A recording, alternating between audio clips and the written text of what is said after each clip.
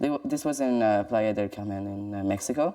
15-year-old David James Lazur and his family have visited countries around the world, but they put some travel plans on hold a couple of years ago when David James came out as trans.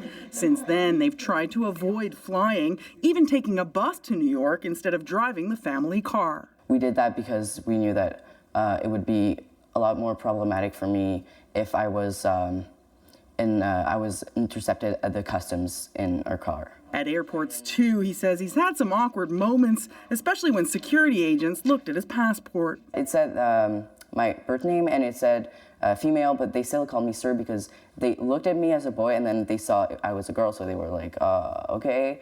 And it was kind of weird for both of us, really. The new policies are already in place at airports across Canada. Transgender and transsexual passengers can request to be searched by a male or a female officer, or they can ask for a split search, where part of the body is searched by a man, the other by a woman.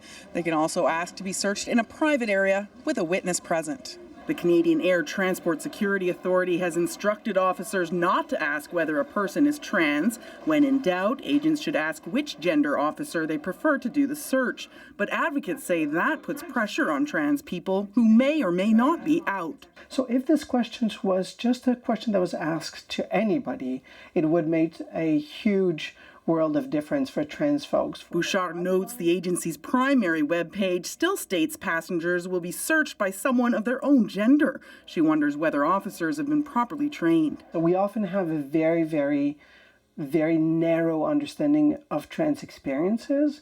And because we have a very narrow understanding of this, agent might have a very narrow understanding of what they need to know or need to do. The Transport Authority says it wants to accommodate everyone. It's considering working with advocacy groups to get the word out.